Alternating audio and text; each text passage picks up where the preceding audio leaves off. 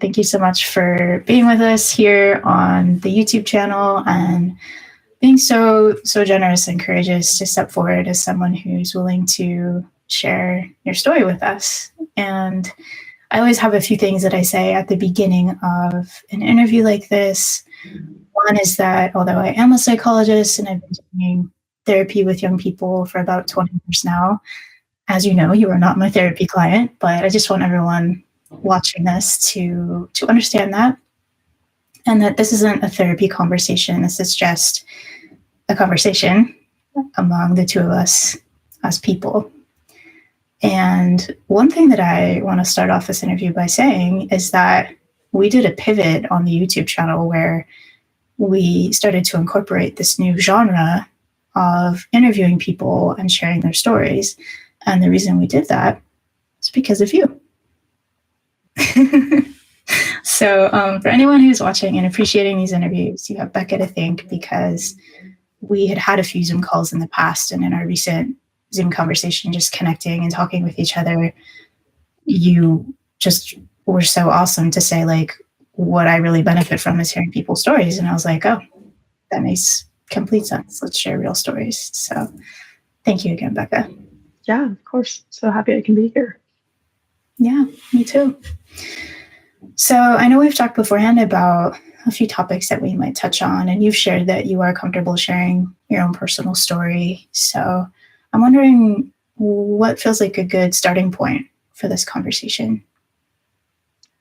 I guess we can start at the beginning, like when I first got symptoms. So I have bipolar II disorder, which is characterized by like depression and hypomania, which maybe we can touch on more later. But for now, just heightened state of emotion, like irritable or excited or happy or something for hypomania.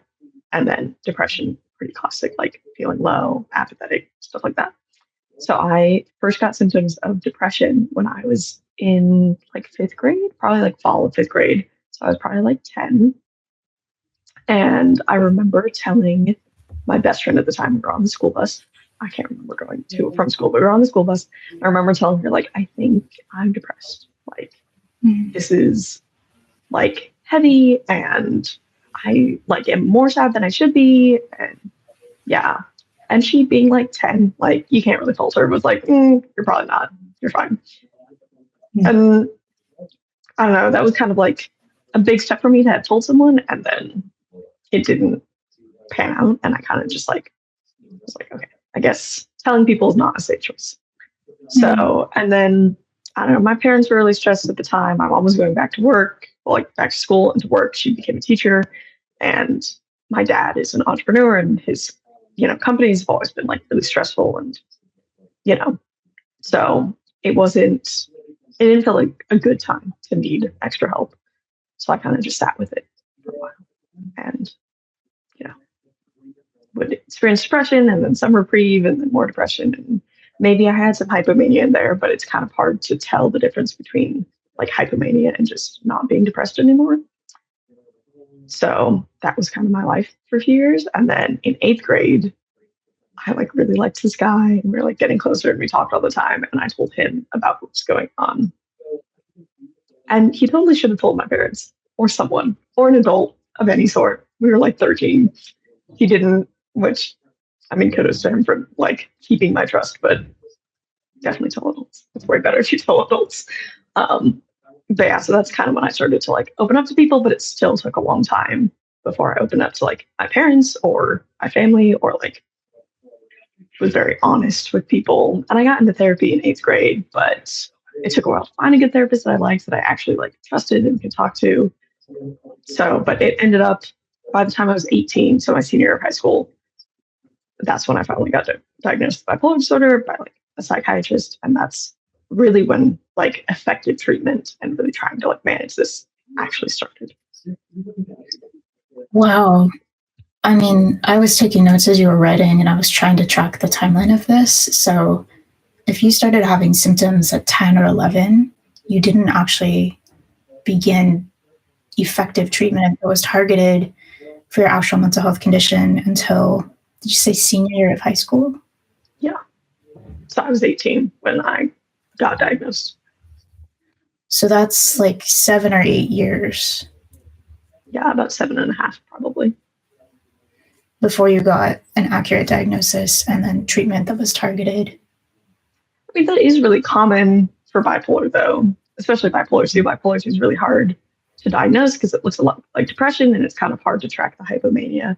So I think it might be a little bit long from symptoms to treatment, but especially from like the first time I went to therapy, which I think I was 14, probably the first time I went to therapy, like 4 years from seeing a therapist to getting a good diagnosis, like isn't that unusual for bipolar 2, which is really unfortunate, obviously. But I think that's what I'm getting at. Like, you're absolutely right that it is very common. I guess I don't want it to have to be that way. And I regret that it had so many years for you of confiding in someone and then wondering if you can trust someone with that information. It sounds like trying to find a therapist that you could trust eventually, and then getting a diagnosis senior year of high school.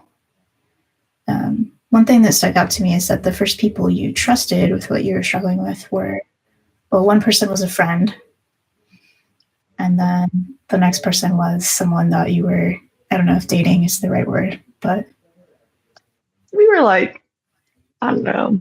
You were talking. I was definitely not allowed to date at like 13, 14. Okay. So we like hugged occasionally and like talked a lot. So okay, someone you were talking to a lot. Yeah, I guess that's a good way to put it. Yeah. So that really is a long journey, though, from starting to notice that you're feeling depressed at 10 or 11, and then possibly having hypomania in the mix, though, like you said, it's hard to discern, is that just the relief from the depression, or is it hypomania? And then years and years of that, finding a therapist you can trust, and then eventually senior year of high school, getting a diagnosis. That's a long haul. Yeah, I mean, yeah, it's weird to look back now and think of how much of my life this like overshadowed and affected. But I don't know, at the time it was just life. Like I still went to school and I still did all the things, and I still did quite well in school, actually. Like it didn't seem to outwardly hinder my life that much. But yeah, I mean, obviously I would have preferred if it didn't pan out the way it did.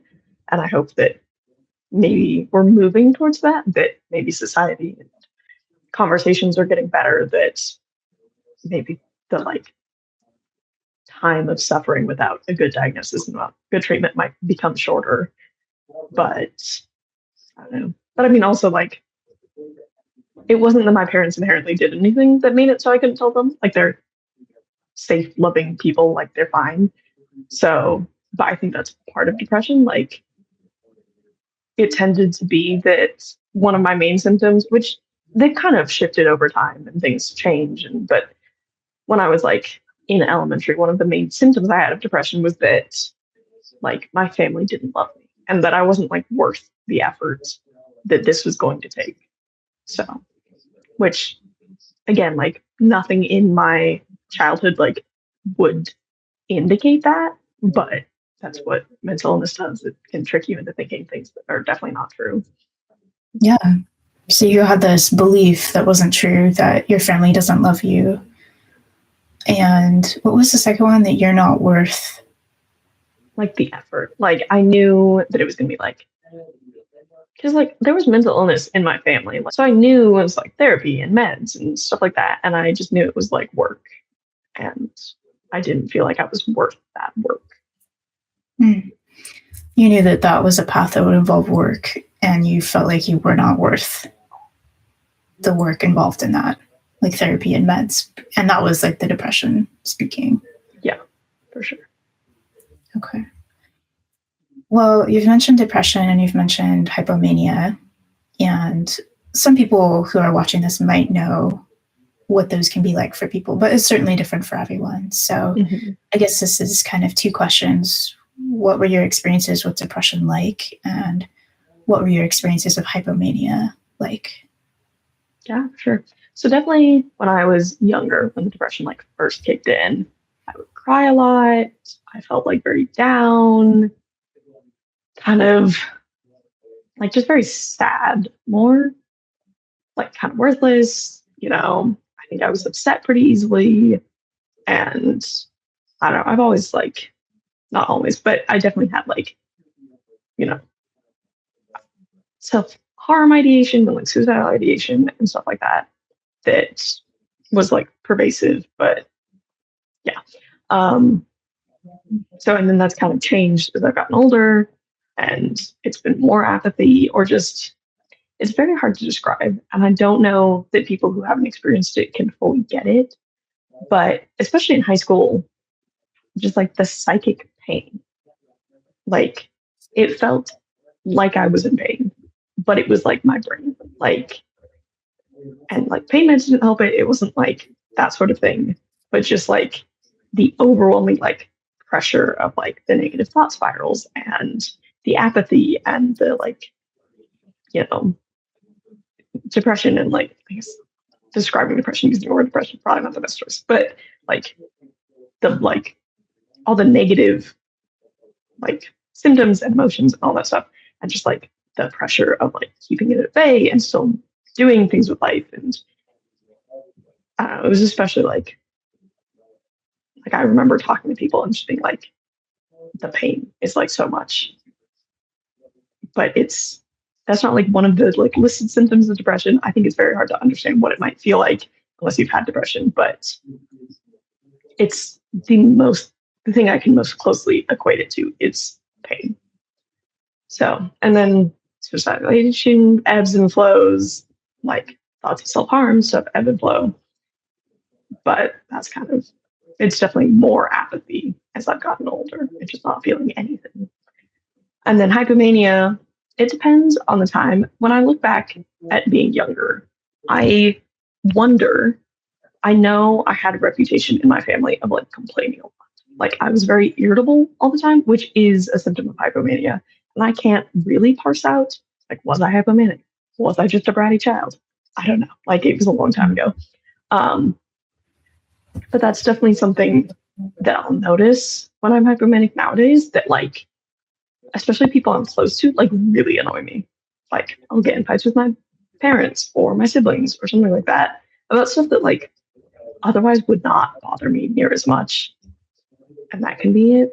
But then also there's like more distinct symptoms of hypomania. Like I need less sleep. Like I'll go to bed late, as college students, teenagers do. And then I'll wake up at like 4 a.m, not tired. Like it's not that I am having a hard time sleeping and I'm tired. It's that I wake up and I'm like, I'm good to go. But after a while, that does get to the point where they call it like wired but tired. Like your brain doesn't need more sleep because it's functioning fine and it's hypomanic and it's doing its thing. But your body like does need sleep and it's not getting it. And then you end up like physically exhausted, but mentally like very awake and aware.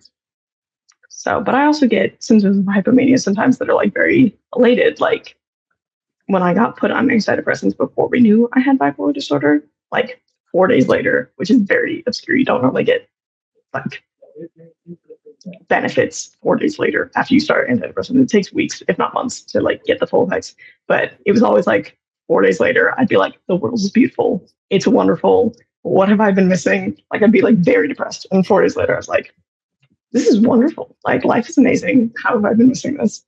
So that's generally how I feel those sorts of things. But there's also like, you can look stuff up in the DSM, but there's like pressured speech. So you're talking a lot, or like racing thoughts, or like distractibility and stuff like that. So. Yeah. And we know, yes, there's an official list of symptoms in the DSM, and there's, what you're talking about is bipolar 2, right? And then there's bipolar 1. For anyone who's listening, like bipolar 1 is even more severe, where there's mania, not just this like hypomania. Okay, so your depression, it involved these negative thought spirals, sadness, crying. As you got older, it was apathy. but even when you were younger, this like self-harm, and the main overarching experience for you of depression was pain. You said psychic pain.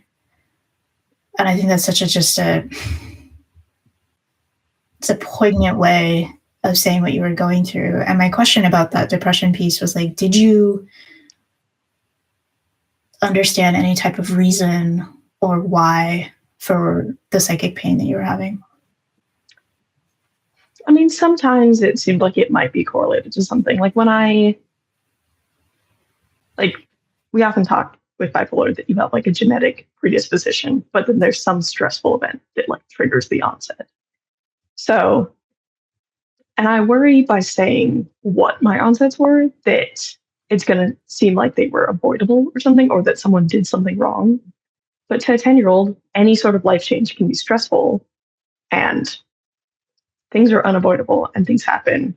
And I think I was doomed to develop bipolar at some point. It was just a matter of when. But it happened to be that fifth grade was a little bit stressful. So my mom went back to school, I think. I can't remember if she went back to school when I was in fourth grade or fifth grade, but she was definitely away more. She'd been a stay-at-home mom, and like more responsibility got put on me when I was that age. Like I got myself to school, I would walk to the bus and catch the bus. And like it was perfectly like reasonable for me to do that. Like walking to the bus stop, it's like a 10-minute walk through a neighborhood. Like it was fine. But it was just, I don't know, a change that was hard for me, I guess, that to like have more like working parents and not have someone at home all the time. And then my step grandfather, so my grandmother had remarried in her life to him. He died the summer after my fifth grade year, and he was like not doing well like the entirety of my fifth grade year. So like losing my first grandparent, because I had never known my like biological grandparent, like he was all I had ever known, and him getting sick and dying, like that was hard as well. But and both of these things like are just things that happen in life. But I think it was, I don't know, it's normal to be sad that your grandfather is dying, and it's normal to feel stressed that you have more responsibility. But I think I could always tell that like this wasn't the right amount of sadness and stress. Like I could track like, yes, these things are hard, but not this hard. They shouldn't be this hard. So Okay. I have a question about that, but I'm going to jot down my question so I can comment on the hypomania, and I'll come back to my question about what you're saying. Just to summarize your experience of hypomania, you mentioned it was primarily this like irritability, feeling annoyed with people in your life, and sometimes elation, especially when you would try an antidepressant. Within 4 days of trying an antidepressant, which, as you said, it's usually weeks before people feel effects. And unfortunately, sometimes the way that people and psychiatrists discover someone has bipolar disorder is that experience, right? Of like meds. And your brain might need less sleep, but your body does need sleep. And so it can be this, what was it you said? Tired but wired?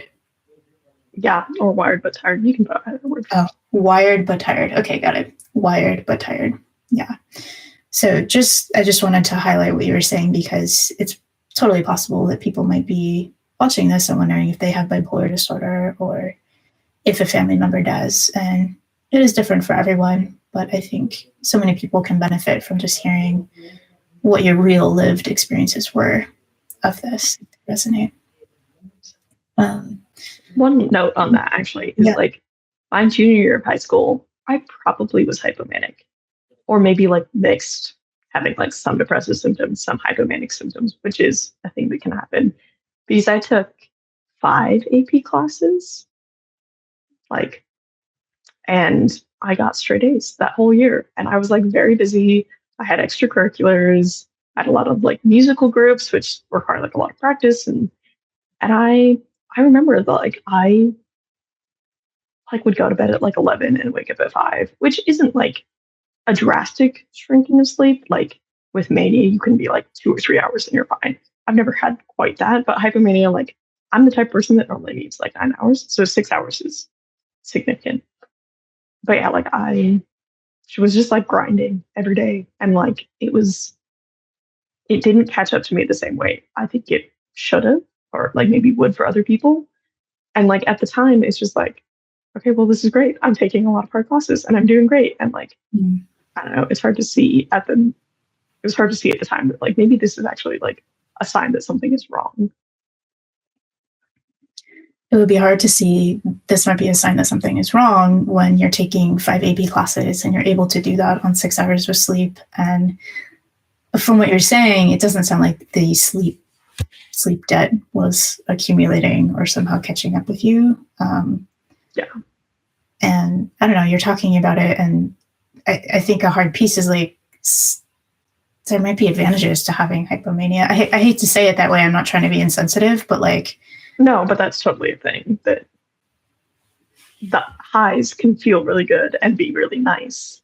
So it's hard to evaluate them as like, maybe this is not beneficial for me, because they feel really good and they can be really productive. And so, but yeah, that is a struggle that I think a lot of people with bipolar have, is that the lows are really bad, but the highs are nice. So then when you treat bipolar, you get rid of both normally.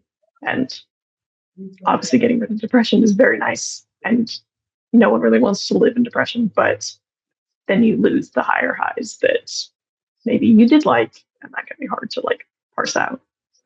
Mm-hmm. Yeah, because with hypomania and perhaps with mania, there can be advantages and disadvantages and neutral aspects. And I mean, people talk about their creativity a lot as well, that they worry about losing that. Or you get a lot done, right? So going back to the question I had previously, you were saying like, I think all along I could tell that my sadness or my depression about events in my life was like bigger than the situation warranted. The thing that I struggle with when I hear you say that is like, what's the difference between being able to feel that for yourself versus like invalidation? Yeah, I mean, that's fair, because I don't know, it was interesting around, I think the end of, like the end of 7th grade, my great grandfather died. And then like right before Christmas in 8th grade, my great grandmother died. And that was like like a thing with validation, because a lot of people aren't very close to their great grandparents, right? But like I saw them almost as much as I saw my grandparents, right? Like they lived on the same street as my grandmother, so we would see them all the time. So even though, it's like more generations removed, like it was still hard for me when they died. So but with that, like I was sad that they were dead. And I was like, yeah, but like, I think it is hard to know, like, yeah, this is more than just grief or more than just life stress or more than just this. But I think also like you have to trust people when they say that like they know something's wrong. So, because also like I think something that might be helpful is like, I think I was in a pretty good state other than the grief when my great grandparents died. So it's like, yeah, when I thought about them, the grief got worse. Or when we went to a family party and they weren't there, like that was harder. But they were like, it was more like ebbs and flows of like how bad things were and how hard things were. But with depression, like it just got worse. And then it would get like better, but it was like more periods of time, right? Like for these months, it would be bad or something. And then it would be better for like these months. But it wasn't like a rhyme or reason, and it wasn't easy to affect by like, where it was like grief, if you like remember happy memories, like that can help. Or like if you do meaningful things with other people you're connected to, like that can help and stuff like that. But depression, I think it's a little bit harder for like things you can actively do to provide immediate help, right? Like obviously exercise and diet and meds and stuff can like long-term health. But in the moment, I think it's a little bit harder for depression to like help. Or maybe it will for a second, but then it goes right back to how it was. So I think it can be hard, but I don't know. I think most people I have talked to know like deep down if something's wrong. They might not admit it to themselves. They might be like, I don't want to be labeled as depressed, or they're like, I can't be depressed, like for whatever reasons. But I think if people actually try to evaluate, and there's obviously exclusions to this, maybe not everyone can do this, but I think an individual might have more insight into, yeah, I'm sad because of this thing, or no, this is like more, if they think about it more and try to evaluate it. Mm-hmm. Yeah, and it goes back to you being the expert on yourself and you being the expert on your own experience. And this phrase of like, I know something's wrong, like a million thoughts about that we could talk about for 5 hours. But I guess one question I'll ask you about that is like, if you had this deeper sense of something's wrong, and then you were diagnosed senior year of high school, what was that experience like for you of like getting a diagnosis? Well, it was interesting because like September of my senior year, so my senior year was 2020 to 2021, which is important for reasons, right? Like COVID was rampant. So I got like a depressive episode like early March 2020, right? So like right after school shut down was like my first therapy appointment. It had been scheduled weeks ago. So like it was very interesting to like coincide that like I had this, like before the COVID shutdowns, I was depressed. And then they obviously didn't make things better. So I had been there in therapy and like really trying and doing the work like all that summer. And we got to September and I was like, hey, like this is not enough. Like I need meds, or I need to go like inpatient or something, or like something bad is probably going to happen. So meds is obviously like the most conservative choice with that one. So it's like, okay, we should get on some antidepressants, we should try it. So again, we had this, I got on antidepressants, I went to see my primary care physician, they were great. I don't like fault people for not knowing I had bipolar because I mean, I had no idea. So we got put on antidepressants, 4 days later, world's amazing. They slowly like moderated over time. So then we like up the dose, same thing. Like 4 days later, I was like, this is awesome. Like 10 out of 10. That holiday season, like best holiday season ever. It was great. I was so happy. I was like just elated the whole time. So these antidepressants, are you saying they were prescribed by your primary care? Yes, they were. I went to my like general practitioner, primary care physician, which you totally can do. I mean, like if you have more complicated medical needs, like a psychiatrist might be for you, but like a lot of primary care physicians feel comfortable prescribing like at least your initial antidepressant, that sort of thing. So yeah, so it was with her. She's great. And then come January, I was like shaking a lot. Kind of forgot about that. Like I was like uncontrollably shaking like a lot. Like it felt, I kind of had like a lot of symptoms of anxiety without the anxious thoughts, right? So I was like shaking and I was having trouble sleeping and my thoughts were racing, but it wasn't anxiety. Like I didn't feel anxious about specific things. So I was like very confused. I was like, maybe it's a side effect of the meds. Maybe something's wrong. I have no idea. So I talked to my therapist and he listed off like a ton of things it could be. And I think he offhandedly was like, I guess it could be bipolar, but he kind of brushed it aside. And I didn't, but that was like the first time anyone had said that about me. But I didn't really pay much credence to it at the time. And then I went to my doctor and I was like, okay, something's wrong. Like I have these weird symptoms and it's only after starting the antidepressants. I don't really know what's happening. Like maybe it's a bad side effect. And I was really worried because I was like, a lot of my antidepressants are similar. Like they probably all have similar-ish side effects. So I was worried that like, if this was a side effect of the meds, like that was going to be a problem. If it was that I had some other thing, like that was going to be a problem. Like it felt very like we have uncovered something that is going to be a problem no matter what. Like, but she was like, okay, like yes, it could be a side effect of meds. Maybe your thyroid is acting up or something. So like we did some blood tests. I can't remember what all the tests were for, but they were looking for like physical causes of this. And they lowered my dose of the meds. So I was on, like, they cut it in half. So I don't know. I was on Prozac, and like therapeutic, I believe, starts at 20.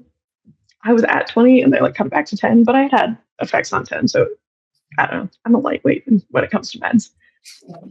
But she also was like, if this doesn't help, if cutting from 20 to 10 doesn't make it go away, then you probably need to see a psychiatrist and like get diagnosed because you might have bipolar disorder. So that was March 9th. And I was having a really hard time. I didn't know what was happening with my brain.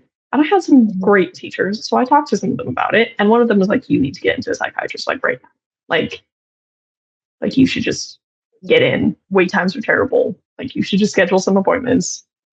And maybe if the med things work, you can cancel the appointments, but you should probably just get in now because it seems like something is weird with you and maybe, a psychiatrist might be better able to like handle this, which I'm very thankful for because I did get in to see a psychiatrist. So I scheduled like a few appointments. It was very rough because at the time I was scheduling them, I was 17, but I was like just about to turn 18. So I would call the adult psychiatrist and they're like, but you're 17, we can't treat you. And I'm like, literally, my birthday is March 20th. So like March 9th, that's when I was told you might have bipolar.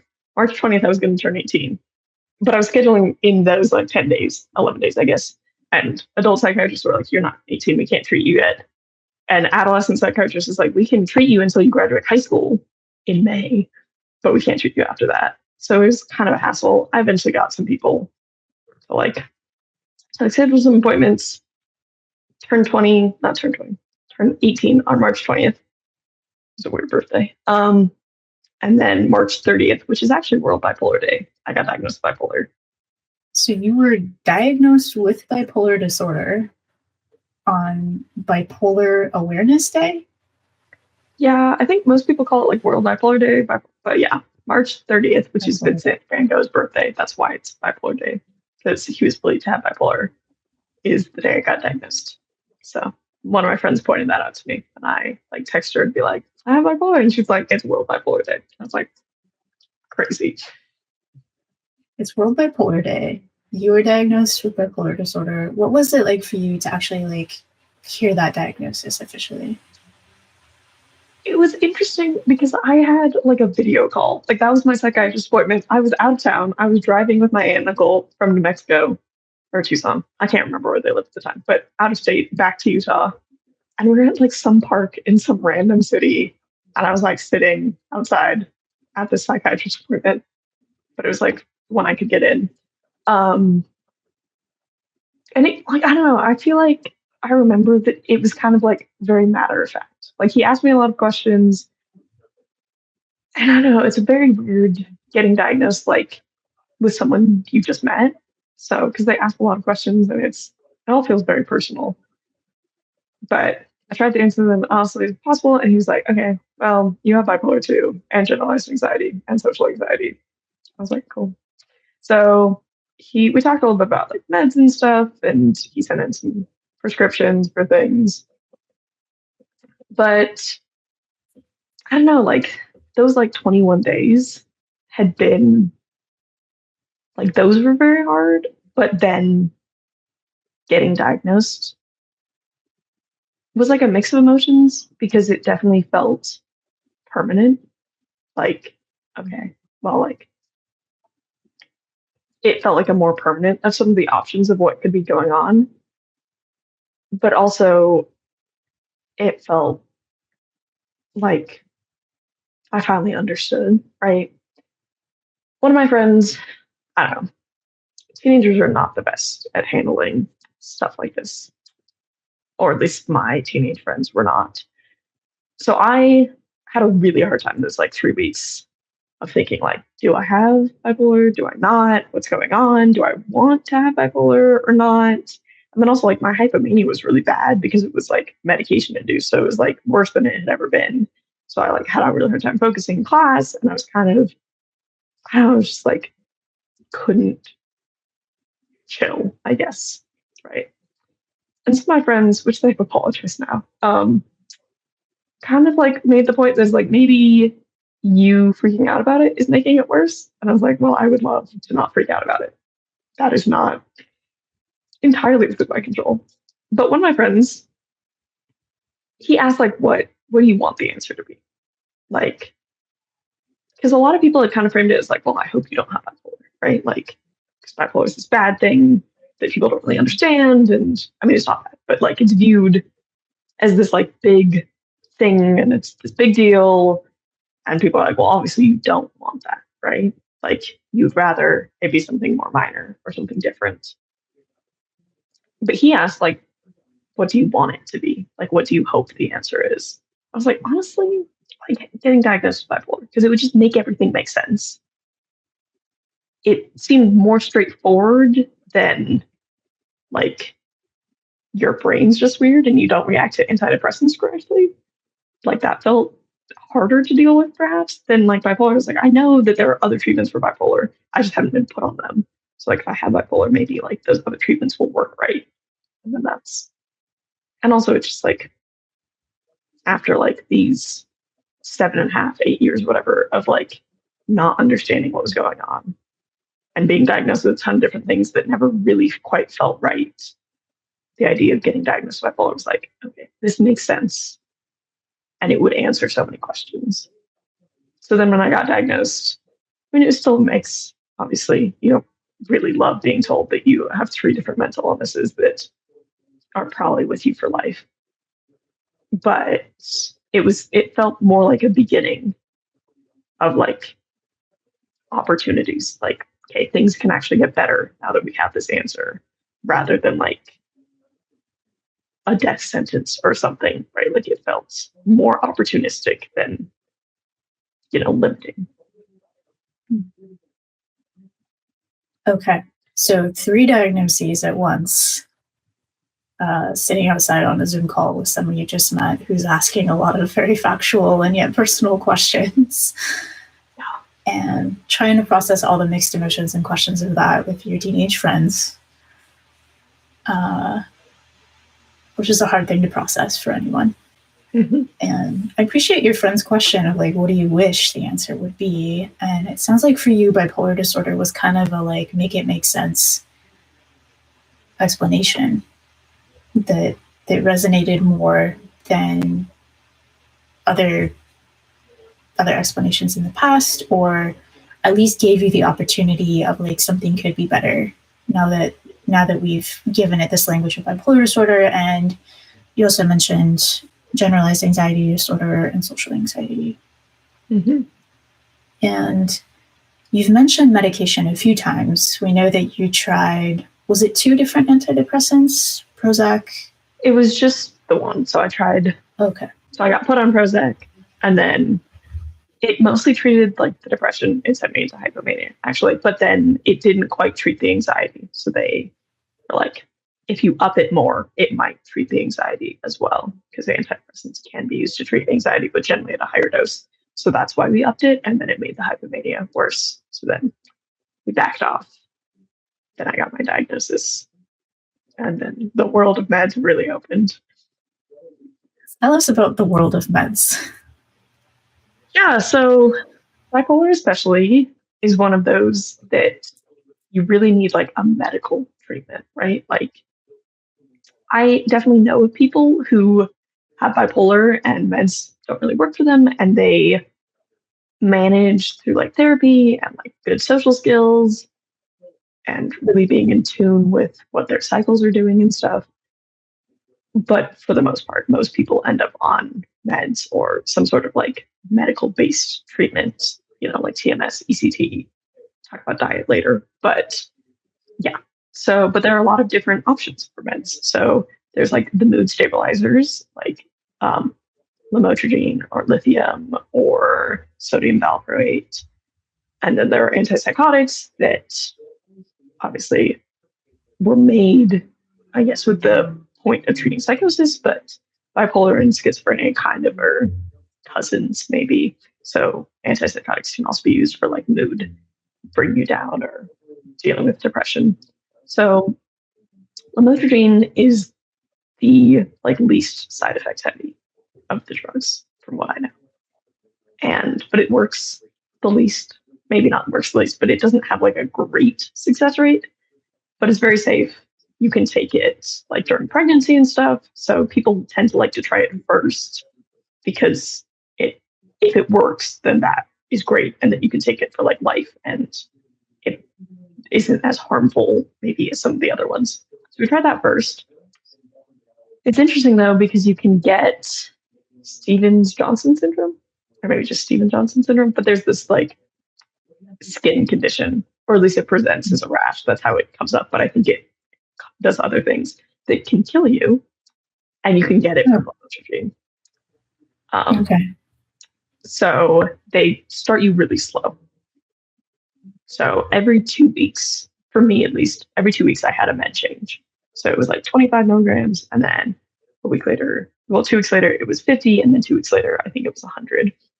And the side effect profile, at least the like starting side effect profile for me, was very, very difficult. I felt like a zombie, right? Like I was so tired and kind of just out of it for like 12 to 13 days after each med change.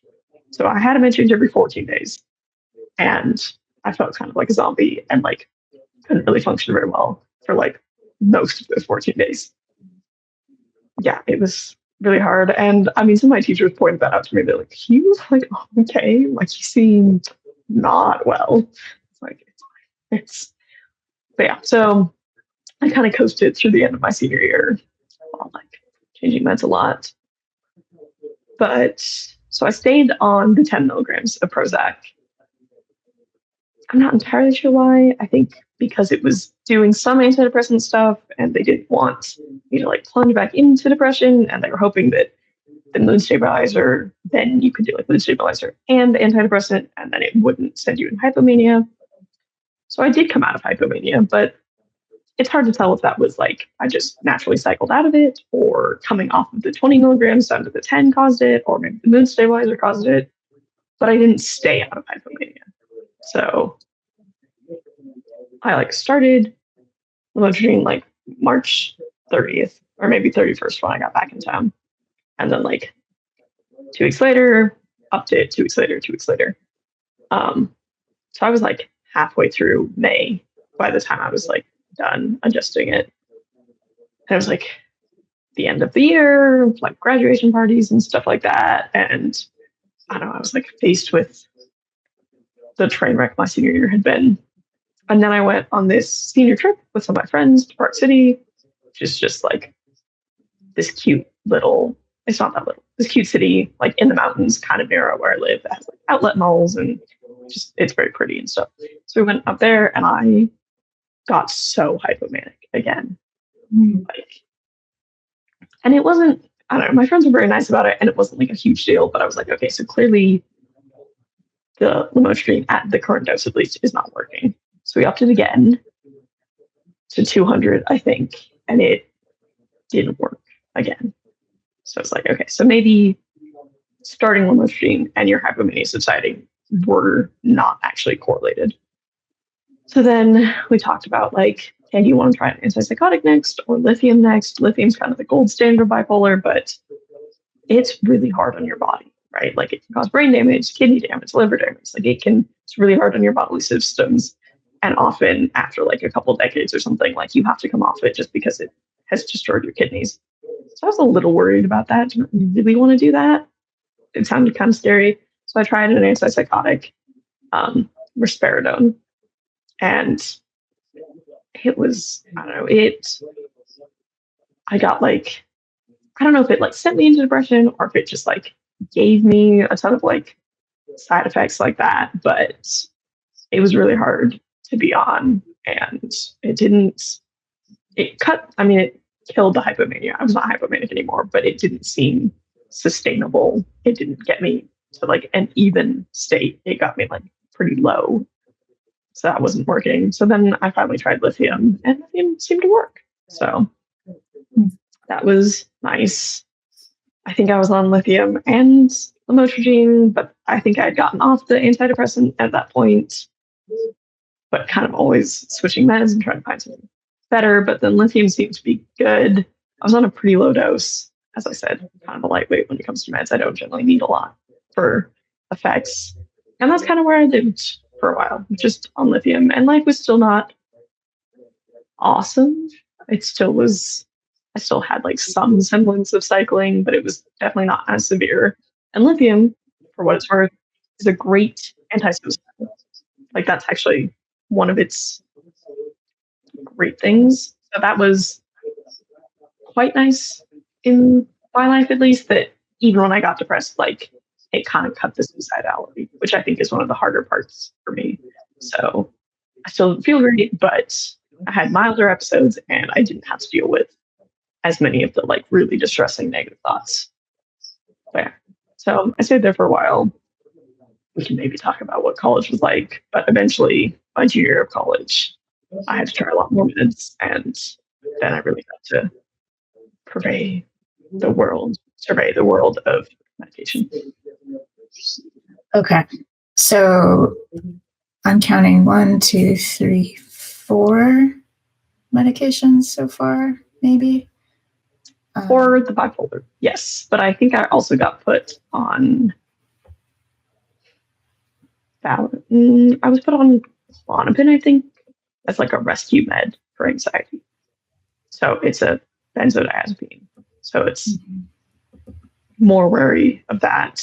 And it was if I like had a really, really bad bout of anxiety, I could take that. So it was an as needed med. But yeah. Yeah. Okay. So like 5 meds probably so far. 1 rescue is needed. And now you're in college. Your audio was cutting out just a little bit, but yeah, what was college like for you? And it sounds like something in junior year was pretty significant. Yeah, so college, I go to Utah State, which is up in Logan. I'm from Salt Lake. It's about an hour and a half between the two. So college I was still getting used to my life and what this meant and different symptoms. And I still was trying to dial in meds and figure out like how much meds were worth it, that it brought the symptoms down enough without getting too much side effects. That's a whole thing. But it was also that I kind of missed the adolescent part where you like develop normal emotions and like figure out how to interact with people well and stuff. Like I was so in survival, just trying to like make it through life with this like chronic mental illness, that I was kind of learning how to like then live life when it wasn't as big of a problem. So freshman and sophomore year were like difficult but manageable, and you know, they were kind of hard, but it worked out and they weren't too bad. Sophomore year, around like late fall, I got another pretty bad depressive episode, but we just upped the lithium, cleared it right up, good to go. But then the summer after sophomore year, I went out of the country. I went to Sweden on a study abroad for a couple of weeks.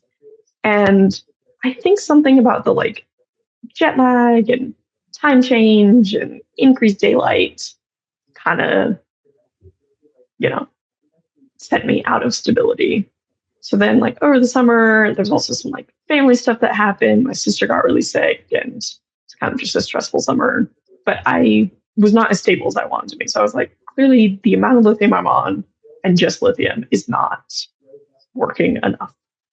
So I was like, I don't want another bad fall episode, because I tended to get really depressed in fall. So at the beginning of the school year, when I got back to school and met with my psychiatrist again, I was like, okay, we need to like proactively try to get some more meds on board so that I don't get a really bad fall episode. So we upped the lithium more, but then the side effects were like, they were intolerable. So we backed off on the lithium and we tried.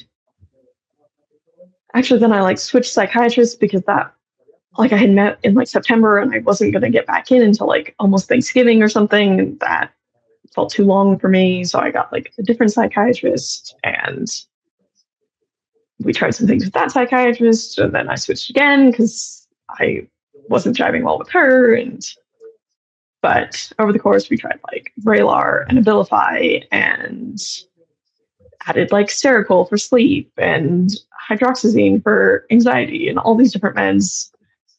Different psychiatrists had different vibes, I guess, about it. Like the initial psychiatrist was kind of like, if we can just get the right dose of this one med, then we can cover everything with one med, versus like the next psychiatrist I saw was kind of like lowest dose possible of a lot of meds that all target something specific.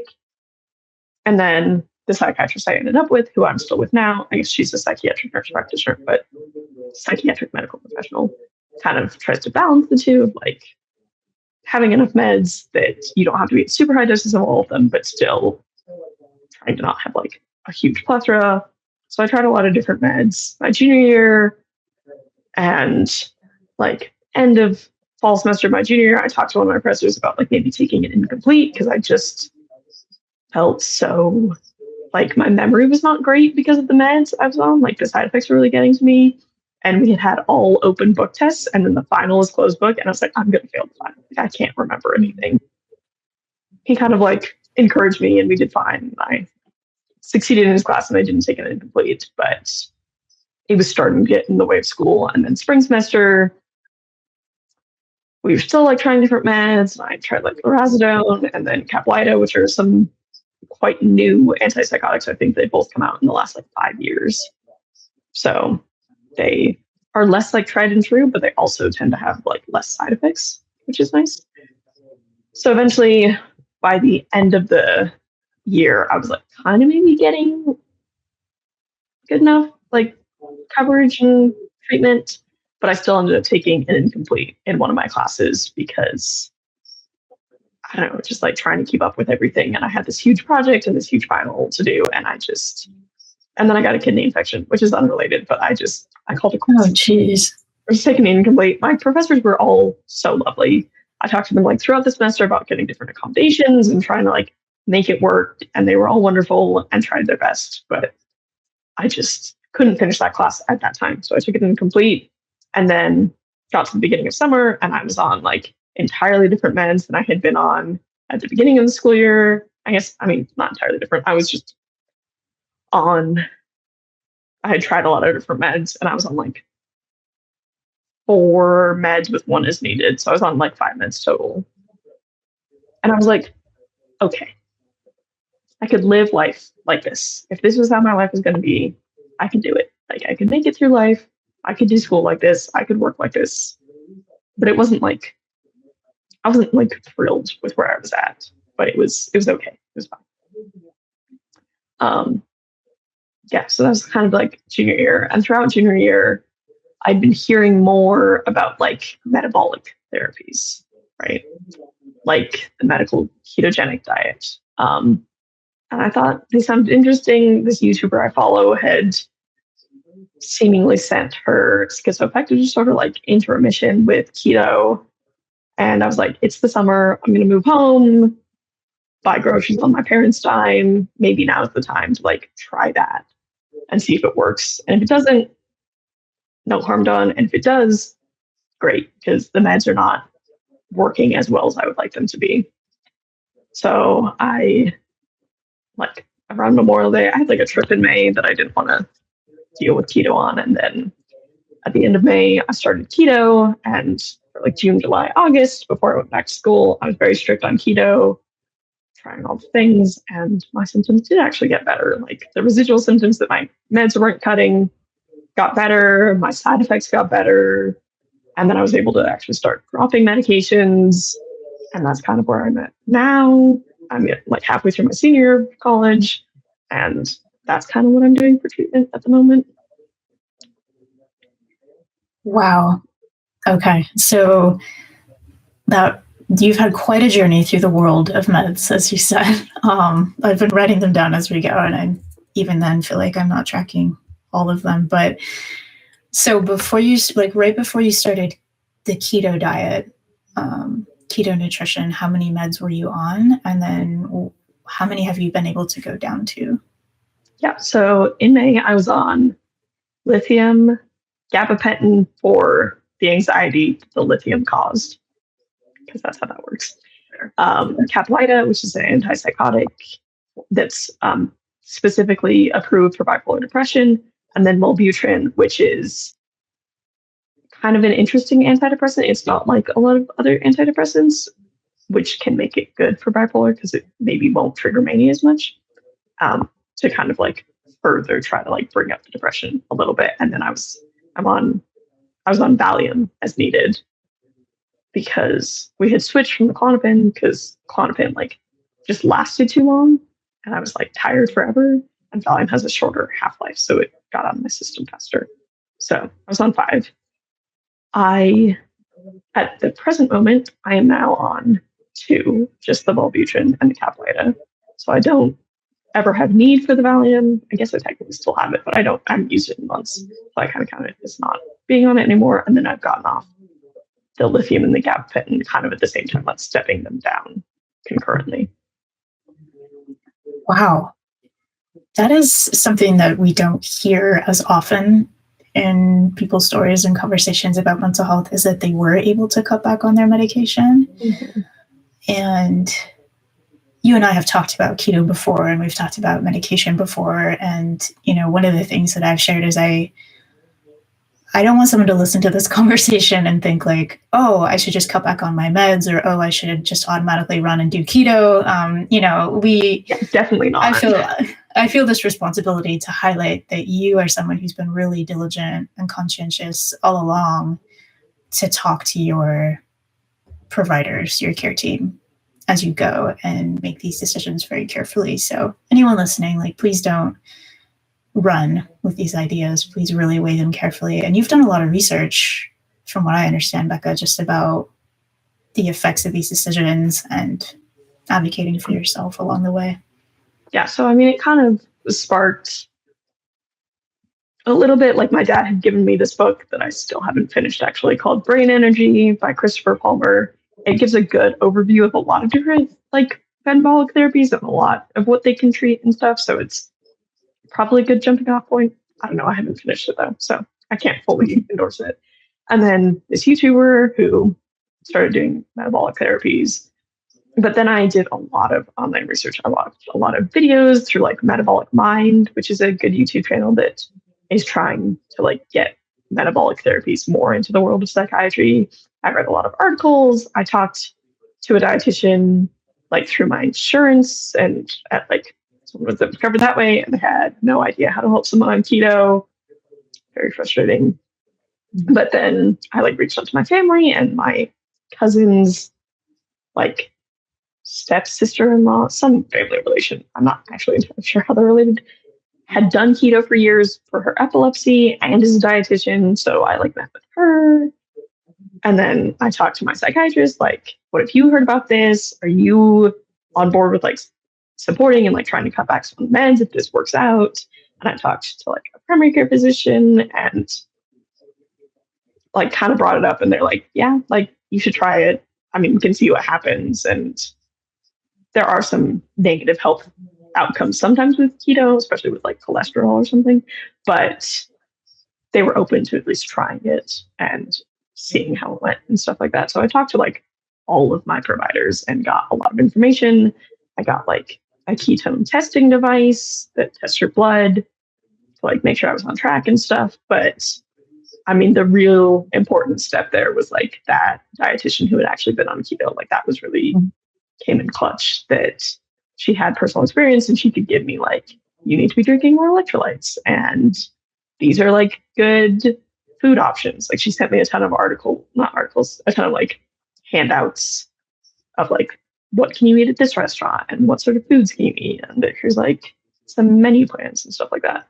So I really did try to make sure that I did it as carefully as possible, because it is a huge life change, and if you do it wrong, it can, like, you need food to live, and most people run off of carbs. So cutting carbs like really drastically can be problematic if you don't like do it right. So yeah, so I think it is like a very careful decision, and I've been considering it for a long time and kind of hesitant to do it because I didn't want to lose carbs. Like, I really like bread and cake and such like that. But yeah, but after all the research I did, it seemed like it was worth a shot, at least.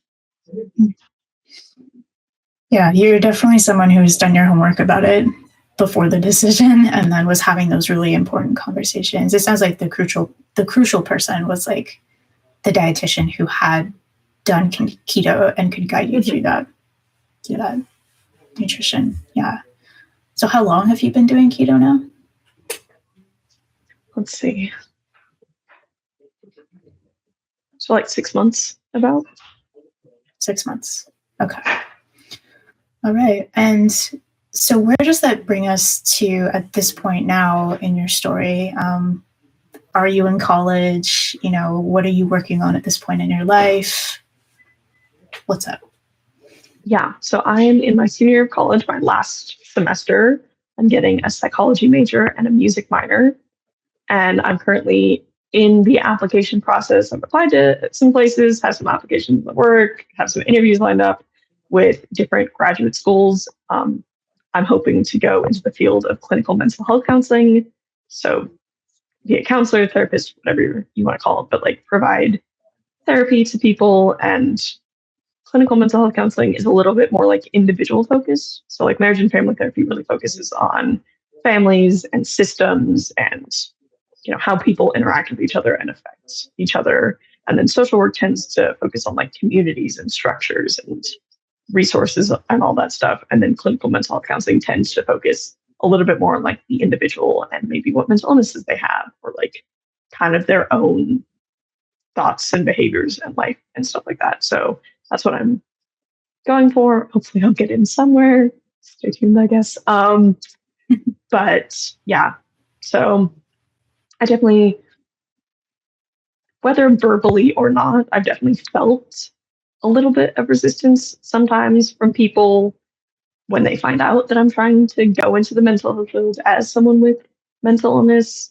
Like there's, I think, this thought maybe that, especially like bipolar or some of these mental illnesses that maybe aren't as common and people don't know as much about, it can be easy to end up thinking that you can't live a normal life, you can't have a full-time job, and you can't do the things that other people are doing because you have this mental illness, which definitely everyone's different and people have different experiences of mental illness. And I'm not saying that everyone's going to have the same experience as me, but I think internalizing the message from other people that you can't do things is probably unhelpful. And especially if they don't know you well. Like if it's like your care team being like, maybe you should take a break from school and like manage things, like definitely listen to that. But if it's just random strangers who think that you can't do things just because they know one thing about you, that's probably not very productive and useful. Yeah. A random stranger who knows one label about you doesn't know you 360 as a person. And then as you were talking, I was just thinking, I wonder if a weird challenge around this is that people who have been diagnosed with bipolar disorder, who are out there living a normal life and holding down a job and they have a family and whatever else we might include, like a random stranger who meets them doesn't know that they have bipolar disorder. So do you know what I'm saying? Like people may not have examples in their mind of like, this is possible. Also, like in the media, right? Like when we see movies that there's a character with bipolar, like I don't know, a really famous one is like Silver Linings Playbook, right? Mm-hmm. Like that character just like has had it's impacted his life a lot. And that's how we know that he has bipolar, because it's like actively playing a huge role in his life. But having a character in a movie that you know has bipolar and it never even comes up, like they're not going to tell you they have bipolar if it never comes up and it isn't a huge impact. But I think for most people, you wouldn't know unless you were really close to them or they confided in you or they were like me and spoke on the internet about it and you find it on YouTube. But like most people I meet don't. Some find out now because they'll offer me things and I can't eat it because I'm on keto. And they're like, well, why are you on keto? But they wouldn't know otherwise. So I think that can, like the availability heuristic of like what you have heard about is people who have a really hard time with mental illness, not the people who are successful. Mm-hmm. Yeah, not the people who have been diagnosed with that and are successful and are living a normal life and doing the normal, typical things that other people do. So thank you for your example, by the way. What has it been like for you to be applying for grad school? It's interesting because I get a lot of different advice about how much to like disclose. So, because you have to write like personal statements or letters of intent, or there's a lot of different words, but basically an essay about yourself for grad school. And some are just like write a personal statement that's 2 pages, and then you kind of have freedom to say what you want. But then some, like one asked, like, what is your experience with mental illness and therapy and working on yourself? And so with that, I don't think I ever have said in a personal statement that I have bipolar disorder. Maybe because I don't feel like it's important that they know specifically what my diagnosis is. Maybe because I still am a little worried that they'll read that one word and make assumptions about me. But I often bring up in them that, like, I've been to therapy. I know how important therapy is and how useful it is. And I want to do that. And I think, I don't know, I've gotten some interviews. So clearly my personal statement doesn't entirely suck. But I think nowadays, and especially in the mental health field, like being more open and like applying to grad school, like I imagine in grad school that my cohort and my professors will know that I have bipolar disorder. And hopefully that's like a tool, right? That when we're talking about how to treat bipolar disorder, that they're like, well, what do you think? Like, what do you know about it? But it's also interesting because, I mean, for bipolar, it's mostly like maybe the thing people emphasize the most is meds or something along those lines to treat, which is important, right? Like meds save lives and they're very important for people. And I'm so thankful to the meds that I have been on because they've gotten me to this point, right? But also I think maybe therapy is a little bit underestimated with like, because therapy doesn't necessarily like get you out of hypomania, but maybe it teaches you how to like live when you're in hypomania or live when you're in depression or interact with people when maybe your symptoms have made it harder. So I'm really looking forward to like learning more about how to help people who maybe are like me or maybe have a similar diagnosis or something like that. And I think that will be really gratifying to be able to like give back, I guess, in that way. Absolutely. You have so much to give, and there are so many people who could benefit from not only your story, but you coming alongside them with what you've learned and your wisdom and your perspective and understanding. That's amazing. I'm excited for you. Okay, one last question. Before I ask my final question, is there anything else that you want to share that we haven't touched on yet?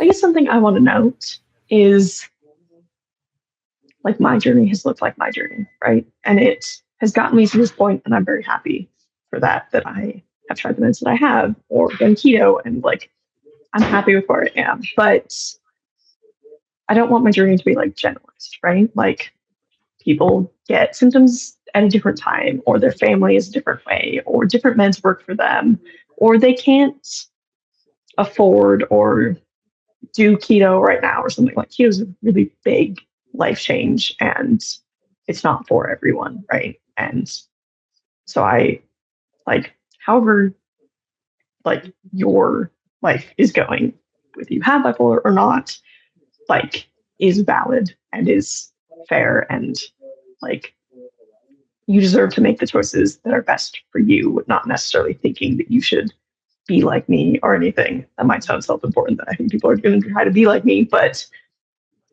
like this is one person with bipolar, right? I'm not everyone. So if you're watching this and you have bipolar, like hopefully you can relate a little bit and feel maybe less alone, but also like your experience is probably very different from mine in many notable ways. Or if you're watching this and you know someone who has bipolar, like definitely learn about them. Like you can take this and be like, oh my gosh, I watched this video about someone with bipolar. I didn't know all these things. What is your experience like? But you should, like, I would never want someone to assume that my experience maps onto everyone else who has mental illness or has bipolar or something like that.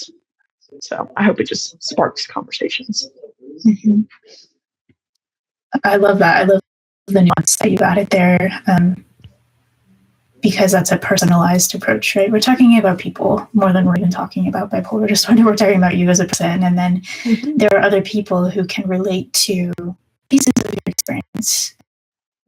And your experience is profoundly unique and particular to you. And there may be areas of life that are similar to other people's experience. But as you said, your experience cannot be bound to or overgeneralized to the experience of other people. So we can learn from you, and we can let that be a starting point of conversation. And we can let it spark questions and curiosity and perhaps understanding.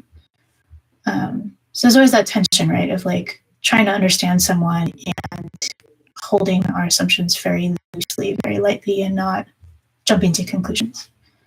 Yeah. So that's really important. And with keto, you and I had chatted before this call about how it's not necessarily accessible to everyone.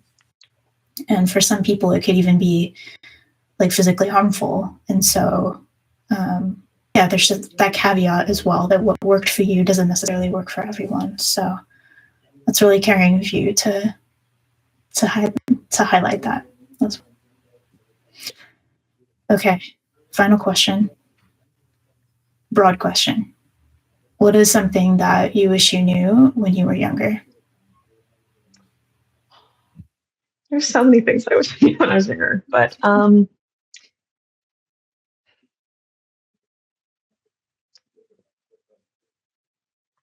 the interesting thing, I think, is that if I had gone to a psychiatrist when I was 10, there's almost no way they would have diagnosed me with bipolar, right? They try to not diagnose people that young with such heavy, I guess, diagnoses. Yeah. So I don't know that knowing I had bipolar or knowing what bipolar was like would have gotten me a diagnosis much earlier. But I think maybe knowing that, I think I was very scared to let people, especially my family, like know what was actually going on. And that hindered getting the help I needed, or people understanding what was going on. And I think if I had known like that, maybe how limited teenagers are, that, you know, it's good to commiserate and have friends and get support from them. But if you're having problems or issues in your life that are this big, that you really need like full grown adults who like have life together, have a fully developed brain. Like, I really wish I had told teachers or my doctor or my family, like my parents or aunts and uncles or something like that. I wish I had told them what was going on a lot earlier and understood that when they say to tell a trusted adult when something's going on, they mean because it's better for you, right? Not just because people want to know, but also that your life will be better if you get help from people who actually have the resources to do meaningful things. So, yeah, so one piece there is tell a trusted adult. Tell adults, involve adults if you're going through something. And even if you are an adult, if you're like a young adult, like college age, I don't know that I feel like a real adult sometimes, but like that when people have like life experience, right, that they're like generations above you, like that they probably, I don't know, even if they don't really understand what's going on and maybe they don't have your lived experience, that involving people who know more about the world than you and can help you in that way is, I don't know, not just important, but like can make a world of difference. It can make a world of difference. And I hear a lot of humility in you saying that, because sometimes when we're younger, we're like, those old people don't understand. Those older generations don't get it, right? And that can be true, actually. That can be valid. And at the same time, different generations have different ways of accessing resources. They have different levels of power in terms of making a difference. So anyone who's listening to this and who is a teenager or who is in college, hopefully that's an encouragement to them, that if they find trusted adults they should involve those adults in the ways that they can. Yeah, So, Bekah, thank you so much for being here with us today, and thanks for sharing your story. Yeah, of course. So happy to be here and happy to get more stories out there.